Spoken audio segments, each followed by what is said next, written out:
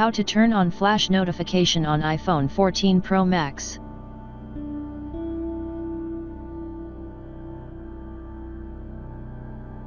Let's see how to turn on. First you need to go to your phone's settings. Now scroll down and then click on Accessibility.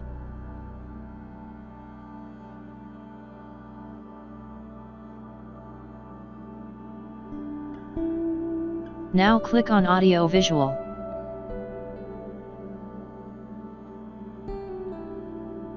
Now tap on LED flash for alert.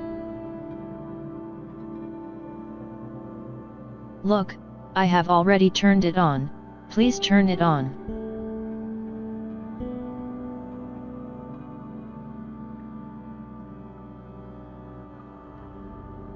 I will now send SMS from other devices and then flashlight will send alerts as soon as notifications arrive on my iPhone.